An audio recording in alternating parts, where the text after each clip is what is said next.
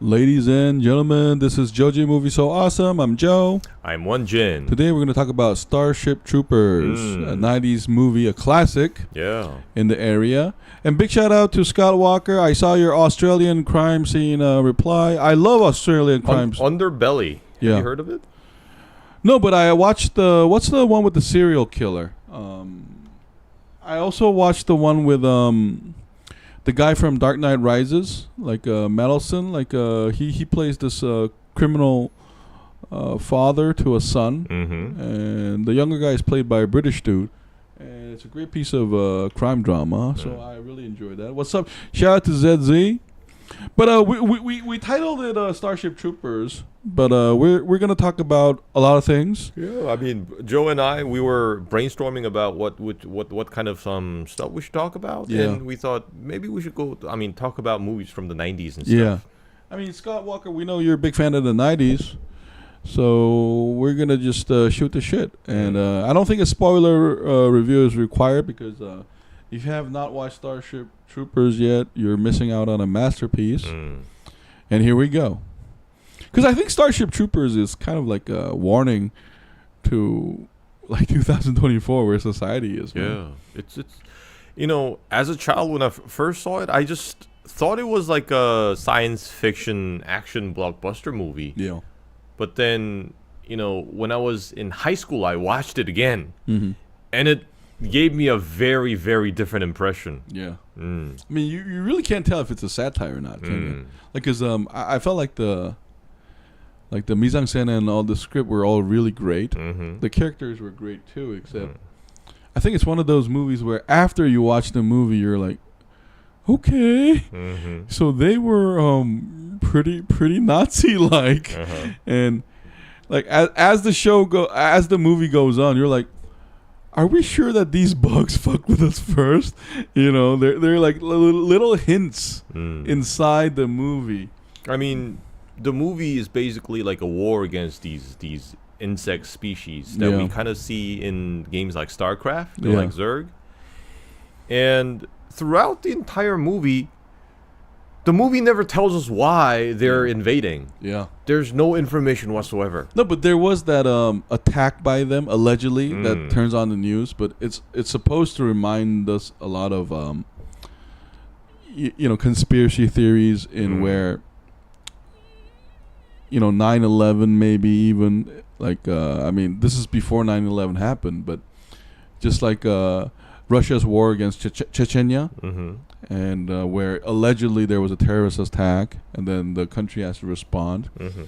And I think it just portrays a society that functions on war. Yeah, and it's a warning to our society too, because you notice this a lot in nations these days, where the citizens' anger and resentment is used against them, for them to be spent on wars that really have questionable reasons of happening. And Starship Troopers in that way is amazing entertainment / satire on that. Yeah.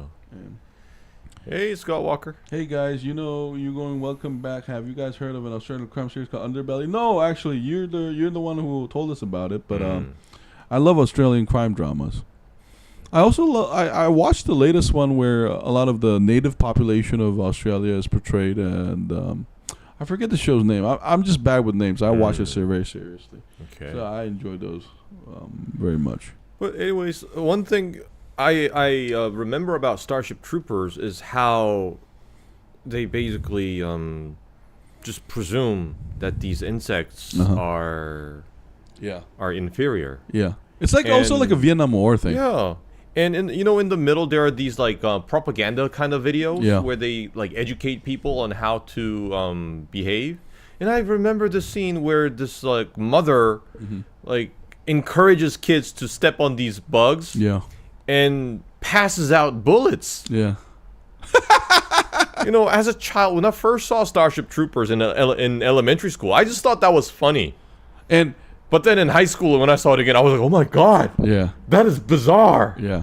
And one of the best movie moments is when they're about to land on the planet, but the beautiful, like, the bug shit starts coming up, and like anti-air guns. Yeah, the commanders are confused of what happened until one of them hits the ship, and it's terrifying now.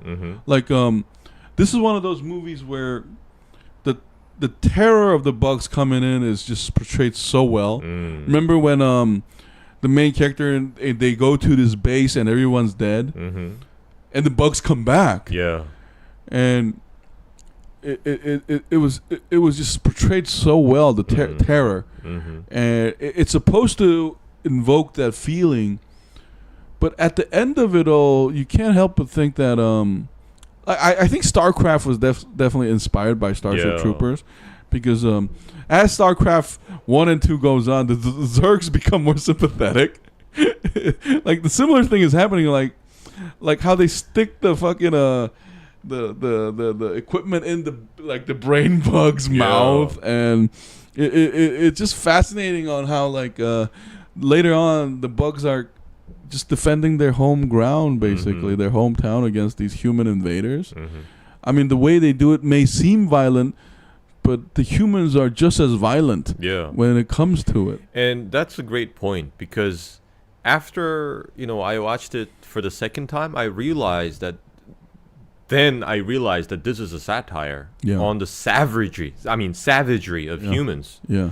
One great example would be, how the soldiers, they take showers? Yeah. Men and women share the same space. Yeah. Which is just happening out in the open. But if you think about it, that's also very, very, very savage. No, it's just it's a fascist thing. And also, if you think about it, the way the guy's punished, there's corporal punishment. Yeah. The guy gets whipped. Yeah. You have to remember, Starship Trooper, I think it's 2 hours long, but the first hour is just all about the humans.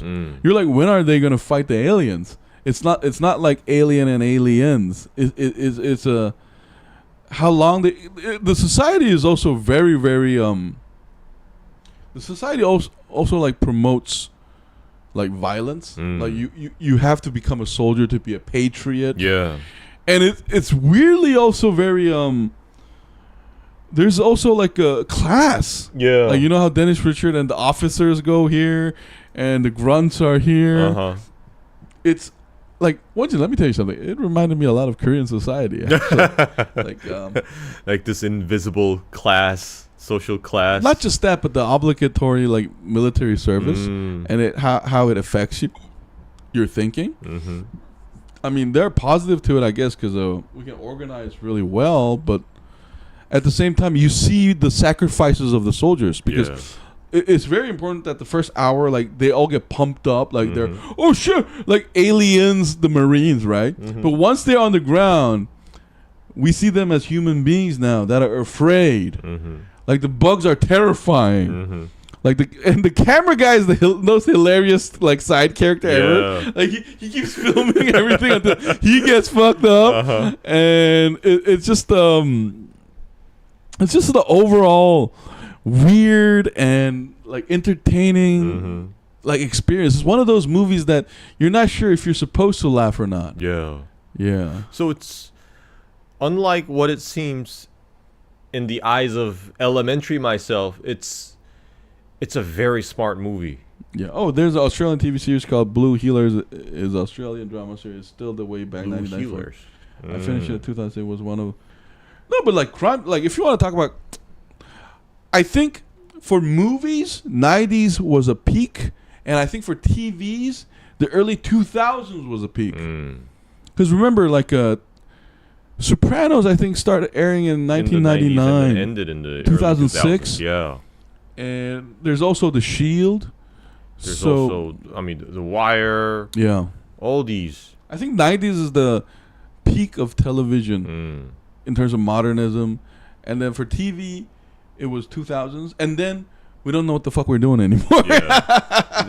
I think it's evolving with the streaming service and stuff. And I think it's changing because of the overall production quality of a TV series is elevated so much now. It's very cinematic these days. So I think they're trying something new. It's evolving into something new. No, but don't you think Starship Troopers shows that money isn't always the issue? Because even with the looking back now, the CG is noticeable, but it's still a great movie. Yeah. Like, it's filmed so smartly.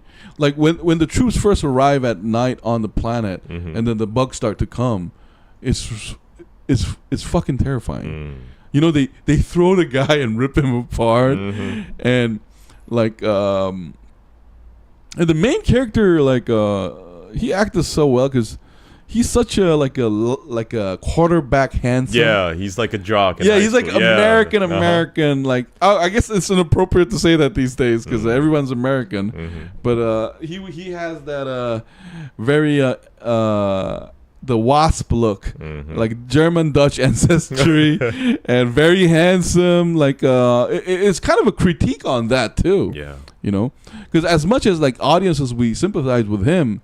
Like his character is a critique on that about like how, you know, I think especially it is a commentary on American society about, you know, how like we promote violent men. And we also need to mention Denise Richards because that was like the peak of Denise Richards. I mean, Wild Things, and then she was in later. She was going to be in James Bond. No, one thing I credit Starship Trooper for was you fall in love with the people that are close to you. You know, they start off as like this high school almost sweetheart, but they end up becoming couple with like people around them. You know, and one of the scary thing about Starship Trooper is like these high school friends, they meet later, but it's a very realistic portrayal of how we end up, you know, connected yet parted with friends. Yeah, because there's an invisible wall between Neil Patrick Harris's character, Denise Richards' character, and Carl Van Damme, I think his name was, the actor. Like, there's this social class going on, and it's done in a very ambiguous way, and I like that about it. And one of the saddest scene was when Dina Meyer, I think that's her name. The new girlfriend, she gets killed. That was one of the most horrifying scenes of all. Like when they're on the gunship. Yeah. And she's like, I don't want to die. Like, and man, what a movie! I can still watch it from start to finish. I think I should watch it again because it's been a while since I watched the last time, like 20 years. But it's definitely one of the science fiction masterpieces of the 20th century, I guess. And I think the director, Paul Verhoeven, he did. I mean, I think he was like the perfect director for the movie because I think Starship Troopers is based on a novel, right? Yeah, isn't it like a book? Yeah, and Paul Verhoeven, he was already a science fiction master in the 80s. He's the guy who made RoboCop, right? And when you watch RoboCop, it gives you a very different vibe from Terminator. Terminator is very sophisticated, but when you watch RoboCop, there's just like rawness in its violence. It's very explicit and it's very raw.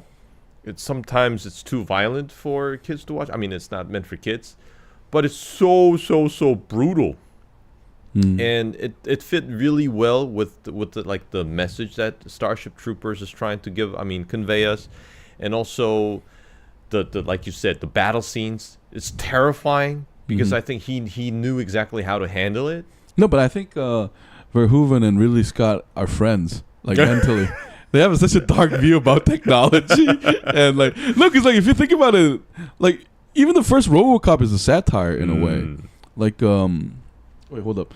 For me, it blended with all the other science fiction movies I watched in the past 25 years. I don't remember much of it. I mean, there are overlaps, but I think a lot of those movies were also reaction to like movies in the 80s. Because one of the more forgetful one is, it's always this, Conan the Barbarian, or like science fiction as portrayed as the human as good. And technology as like a savior, but in the 90s it's like fuck that. Skynet, Skynet, fuck it. RoboCop. Tech is evil. Human can't be trusted. The Matrix. Yeah, RoboCop is dehumanized, and then he like the over violence is I think intentional. It's supposed to kind of make us think like, wait a minute, is this fucking correct? Like, you know, because he's a, you know, because it's supposed to be protect and serve, not annihilate and kill. And I think Starship Troopers, it could be confusing. It's blended in because in the 90s and 80s, there were a lot of like Star something. There's like Star Wars, there's Star Trek, there's Stargate, there's Starship. Yeah, so it might be confusing. No, but I also loved, like, now that Scott Walker is here, like, if we're going to talk about Dennis Richards, like, Wild Things was a great movie, man. Like, you know, I think back in the 90s, there was just this mix of very smart movies, but also like, you know, one of the things that we love about Scream and Wild Things is it's just it's simple at heart. The story is simple. There's a conspiracy. There's a plot. It's like Sherlock Holmes updated for the 90s, for the TVs, for add tits and beautiful woman, and then, you know, add a little shot in the head in the gunboat and thing. So, I mean, like, I could... Guys, what are the chances something like Terminator could happen in real life? Hey, I watched the second Terminator. A kid loved it. I love the first one as well. You know, the great thing about, like, Terminator movie is... I think we're a long way for that to happen, though. Like, because... like... I think... I mean, the Terminator happened in the movie. I mean, what the Skynet launched a full-scale war against humans because the humans gave like control over its military power to Skynet. No, but the great, like, here's the thing, though. I mean, with Terminator already in mind, I don't think mankind will so easily give up its control over its weapons. And not just that, but T-800 is actually a very impressive AI, if you think about it, because he's sentient.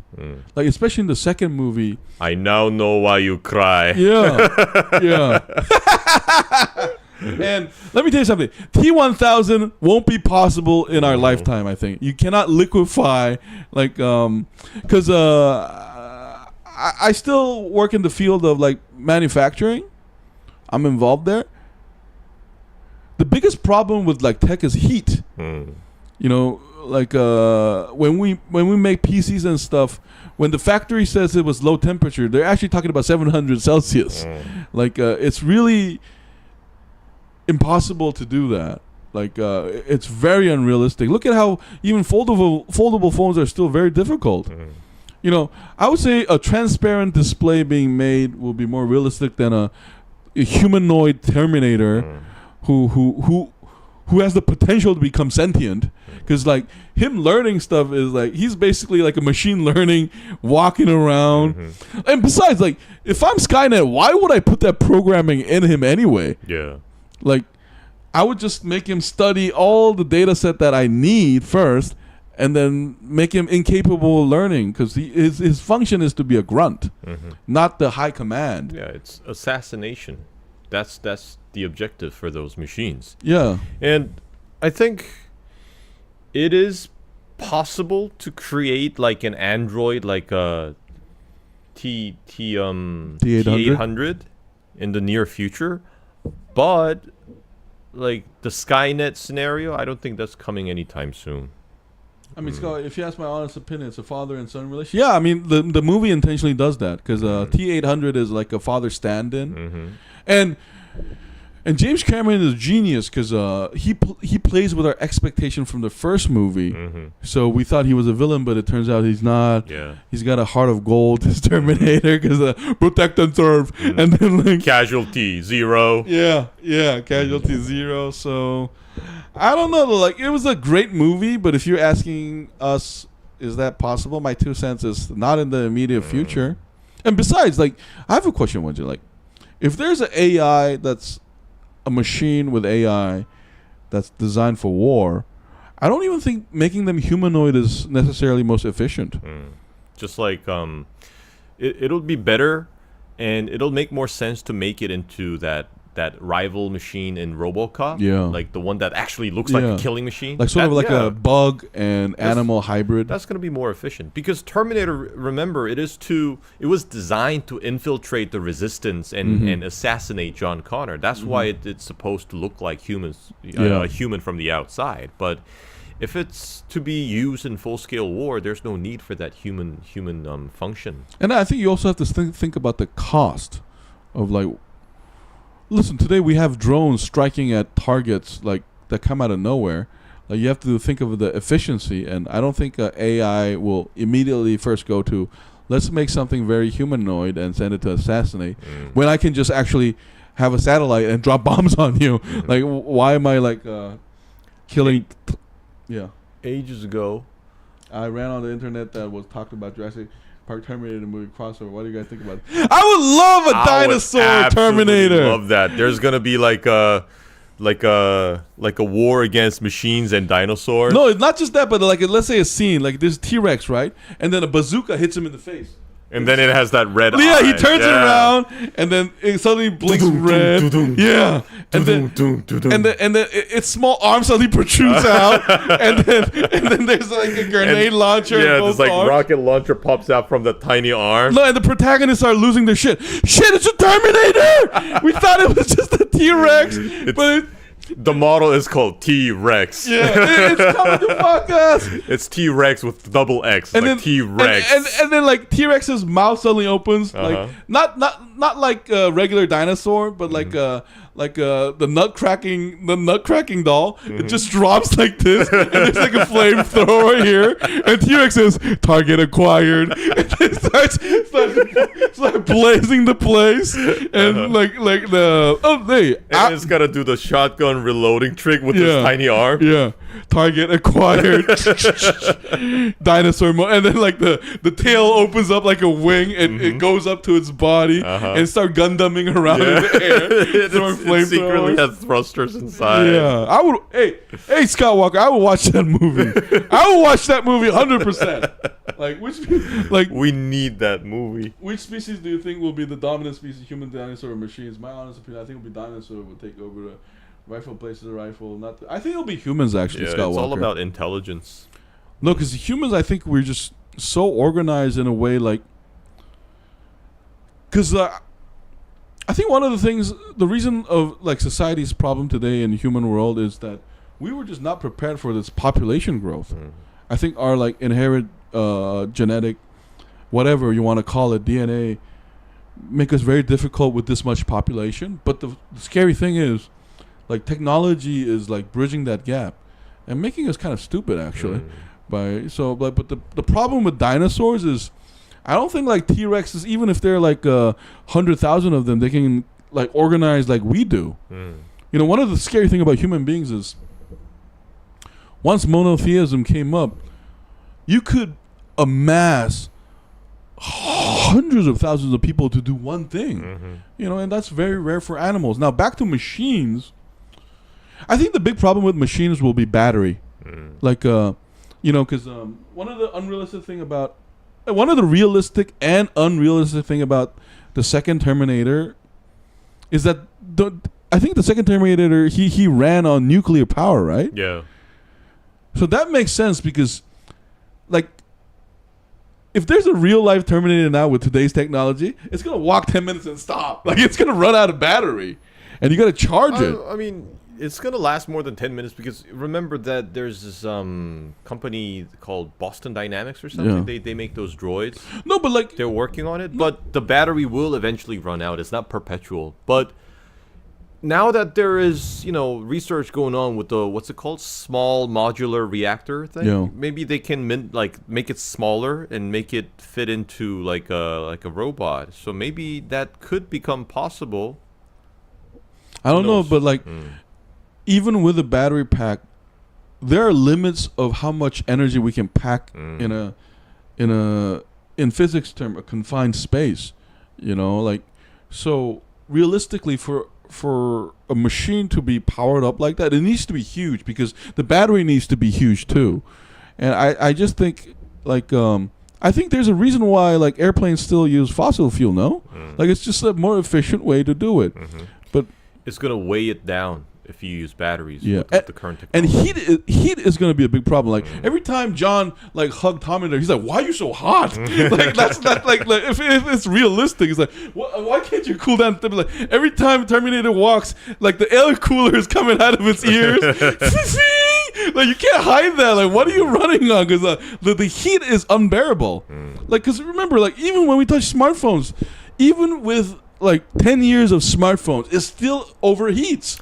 Well, remember, it's a military weapon. It's a military machinery. So maybe it's cooled by things like liquid nitrogen inside or something. No, but like I know what you're right, but look at airplanes. They're still huge because they need to contain like the fuel. Yeah, emit the heat out of the machinery.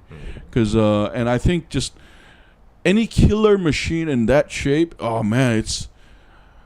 Maybe if we find a new energy source, we might be able to do that. Humans can understand and predict strategy and technology used by humans, so it can be undone by humans. Yeah, that's a good point. Universal Pictures in talks of doing a Fast and Furious Jurassic World, Jurassic Park movie. Yo, I would watch like a T-Rex Terminator on like a monster truck shooting out fucking missiles. And Fuck yeah, I'm watching that shit. Somewhere in there, we need an American flag. Oh, yo, you know what? Yeah, I mean, like, King Kong ain't got shit on me where King Kong his head open and it's shooting like 36 automated missiles. We would watch that shit, man. And I think Japanese animation already did all this. Yeah, that's true. Like, watching it in live action would be... Mechagodzilla. That's the idea that we just talked about. Yeah, there was a latest movie like that. Like, I think the latest Godzilla had with the red eyes. Oh, yeah, it was fucking amazing. And then, I mean, the plot was a little weak, but we didn't give a fuck once Mechagodzilla comes out. And then, like, Godzilla passes King Kong that axe. It's like... Yeah. Boom. Amazing. Anyways, back to Starship Troopers. Yeah. 90s, I mean, we were blessed with so many great science fiction movies. And if you haven't seen Starship Troopers, we strongly recommend it. Because it's not just a science fiction movie. Yeah, hold on. What flamethrowers for nipples? Yeah, fuck yeah. Yeah. Nose missiles. You know, that's the kind of stuff you see from Japanese anime. There's always this like female robot, and because they had to show that it's a female robot, it always has boobs. Yeah. And then they're like rocket launchers from there. Yeah. Amazing. Amazing stuff. Yeah. Anyway, go on. And if you haven't seen Starship Troopers, it's gonna be very entertaining, and also it's gonna leave you with a lot to think about. Yeah, he was a great actor in that. Remember that sergeant with the cut arm? He's in a lot of great movies. I forget the actor's name, but he's amazing. Wasn't he also in RoboCop? Yeah, I think so. I think he was also in RoboCop. Yeah. No, he's like William Dafoe in that he's always playing this character acting, and it was amazing. And one thing I think Starship Trooper doesn't get enough credit for, or maybe they do, I don't know. It's just me talking. It's like the bug design, like the bug shooting the anti-missile, throws it out of its ass, and they're flying bugs, and also that like mastermind kind of bug. Yeah, the brain bug. Yeah, the brain bug. I mean, when we play StarCraft, we come across this organism called the Overmind. Yeah. It reminded me a lot of that brain bug from Starship Troopers. It also had a lot of eunuch bugs walking around it. Like it's so funny how but now that we talk about it, it's so funny how the bug society is very similar to the human society in Starship Trooper. The only difference is the bug society, they're organisms, but I think the movie intentionally did that to mirror the bug society, the human society, because the human society is acting just like the bugs. There is a brain bug here, up there, and these grunts are like thoughtlessly killing each other, like going into killing zones. How often do planes fly over your apartment when you guys live? How do you planes your place? No, we don't have that problem in Seoul. They don't fly over here. I think it's like a no flying zone. Yeah. In the middle of Seoul. Yeah, it has a lot to do with North Korea. Yeah. So a lot of buildings in Seoul have limitations on their construction, so it applies to aviation too. Yeah. So that's why when you go to downtown Seoul, a lot of buildings, like, they could have been taller, but they aren't. You know, fun fact, you could go to jail if you fly a drone without a permit in downtown. Yeah. Yeah. You could go to jail for that. It's because of North Korea. Yeah. And there are a lot of, am I allowed to say this? But there are a lot of like military installations hidden throughout the city. I think that's allowed because we're technically still at war with North Korea. And supposedly there are a lot of anti-air guns and missiles in the buildings here. So to answer your question, Scott Walker, if you go to Jeju-do or the regions, depending on where you are, you will hear planes go by. But Seoul is a different story. Like Seoul You will never hear that almost. You might see planes going by and from a distance, but they're far away from the city. Yeah. And that's because of the situation with North Korea. But if I go to Yeosu or Gwangju or Jeju, I will see planes very close. Oh, and if you go to also city like Gimpo, where the airport is pretty close, you're gonna hear a lot of airplanes. Remember how I told you me and Struce and girls screaming at night? I don't know, but in Korea, when I was growing up, there was always some drunk bastard like screaming. I was thinking the same thing. When I hear screams at night here, it's usually a drunk. And you know what they say? My life sucks! Fuck you all! I can't. And then some other neighbor say, shut the fuck up! And it's always another middle-aged man or woman. And that would go on for hours on end. Like, the drunk guy would say, fuck you too! And if we hear like a really serious, like terrifying scream in the middle of the night, we're like Korean people. They're immediately calling the cops. No, not just that, but like I had a case like that where there was a very serious issue in the apartment complex where I live. If we hear a distressing signal, like you will see everybody at the terrace. They will all so what the hell's going on? on? Yeah, and they'll be calling the cops and. Cops or firemen will be really quick to come. In a lot of cases, it's mostly like a senior citizen falling down or they have a health emergency. That's a lot of cases these days, I think. Yeah, you can only see planes from tall buildings that face towards the airport. Yeah. Hey, Zizzy, you know a lot about our country. I live in the eastern suburbs of Melbourne. We have planes fly over our house all the time. It's very cool and I love to watch the plane fly over, especially. Yeah, it's cool until it falls down, like Breaking Bad, right? No, I'm just kidding. I hope that doesn't happen. I kind of like watching airplanes. You do? Yeah, as a child, I was always excited to go to the airport because I saw those like gigantic tail wings of the airplanes out the window. They were always like a fascination to me. I mean, if you think about it, don't you? It is amazing that these metals that are shaped like birds can carry us across miles and miles and miles. 100 tons. Yeah. For some reason, they float in the air.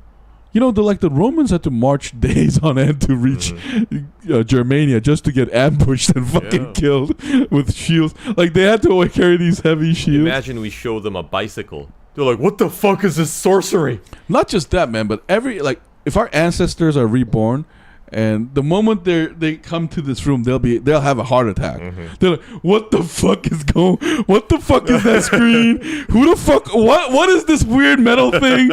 And no, they'll just freak the fuck out. Like if Socrates was born again, he won't be asking about like democracy. He'd be like, fuck all that. Like what the fuck is going on? You know.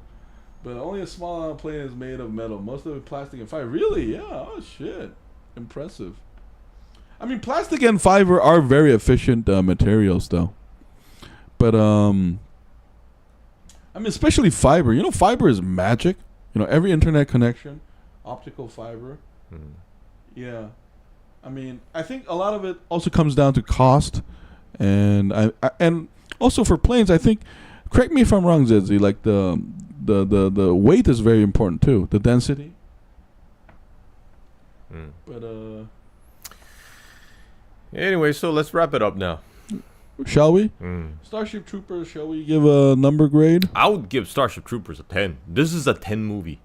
This is a 10. I give it a 20, man. Fuck you. I pull one out on you. And Benjamin Franklin says, fuck you to TJ in a secret diary. Man, fuck that motherfucker. What the fuck is he talking about? Doing farmers and shit? Fuck you, TJ. I never liked your speeches, bitch. You got to think for black coffee, motherfucker. Fuck you. That's what Benjamin Franklin said. Exactly. The lighter it is, the less fuel it uses. Yeah. It has to be. Efficiency is very important. When I was a kid, I used to love watching the planes fly over my house, and especially at grandparents'. But especially my mom's parents that planes over at their house. I mean, I think watching plane fly is sort of a like therapeutic, I guess. Yeah. It's and like also, it's very different when it's like far away and when it's up close. Yeah. Watching a plane fly past up close, there's something again like very fascinating about. No, it's just so massive. Yeah. I mean, for me, it was when I was young. It was watching. Excuse me. watching butterflies. Because, in Seoul, we used to have a lot of butterflies. Not anymore.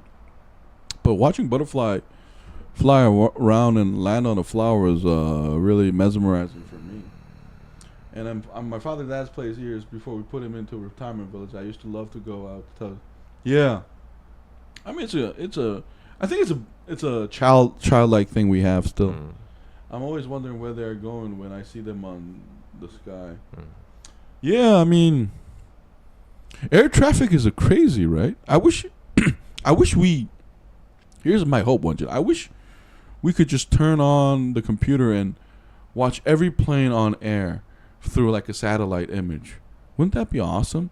And I bet there are like hundreds and thousands of planes. We do have something called the Sky Scanner. It gives you like radar information on where like every plane is in the air right now. But you know what? But like a satellite imagery, like an actual image of these airplanes, I'm afraid they don't allow us to do it because that could be used in an act of terrorism. Probably. If I could go back in time, I could prevent my mom-dad's divorce from happening.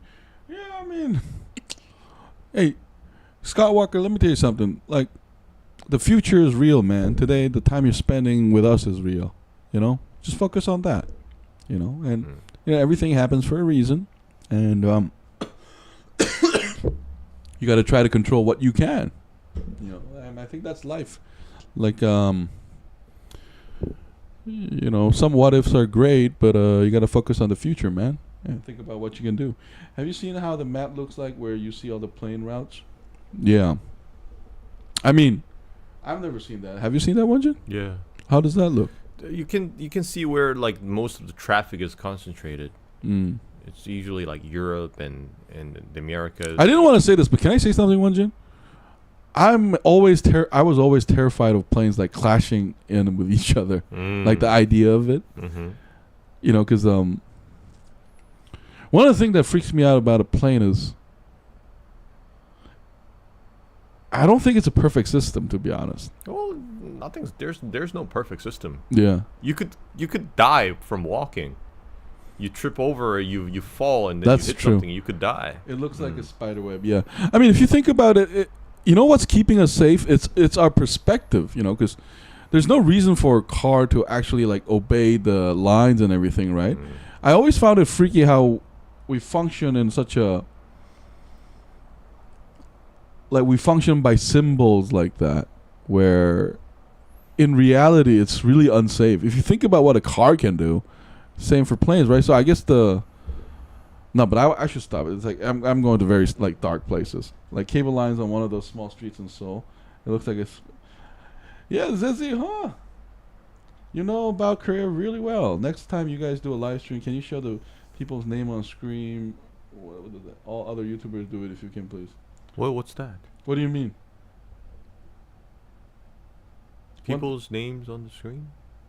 No. In our past videos, your names are all shown because of the chat thing. One time I was on a plane and looked out the window and I saw two more planes flying next to my plane. What the fuck? Seriously? Planes are allowed to be that close together?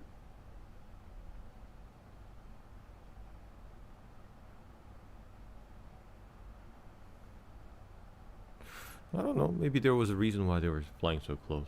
You know how sometimes like landing is delayed, so they have to circle over. Oh, that's like true. an airport. That also terrifies me a lot. Like, it was nice. Yeah. Anyway, guys, I think that's it for today. It's 9:35 in Korea now. I think in Australia it's 7 p.m. possibly. Big shout out to Scott Walker. So they were all landed if we close the airport. Yeah. People names on the screen. Like, leave a reply, Scott Walker, and we'll find out what you're talking about. Like, we don't get it just yet. But anyway, we broke down Starship Troopers. We will get to Free Willy, possibly Scream. And we're also going to talk about True Detective Season 4 next week because we watched Episode 3, but we promise you guys we will watch 2 episodes and talk about it. If you have not watched True Detective Season 4, Episode 3 yet, please watch it. It was out on Sunday. Tomorrow, I think, Episode 4 is breaking down too. So it was just ZZ. So it was just a thing for them to be that close since the airport was the same. Yeah. Hey, thank you so much, guys. Big shout out to ZZ. Big shout out to Scott Walker. Big shout out to I Cook for My Wife. Big shout out to Ui Chan Hong. Big shout out to our 31st subscriber, whoever you are. Please leave a reply. And if you have a movie or TV show you want us to talk about, whether it's new or it's from the olden days, we can talk about it. We will get to Free Willy soon. Anyway, guys, this has been JoeJin Movie So Awesome. Have a fantastic weekend. I was Joe. I was Won-Jin. And we'll see you next week. Bye, bye, bye. Bye-bye. And Benjamin Franklin had a shank hidden between the diaries, and there were blood on it. And the scholars were like, have he used this before? And, it turns out, Benjamin was a serial killer in disguise.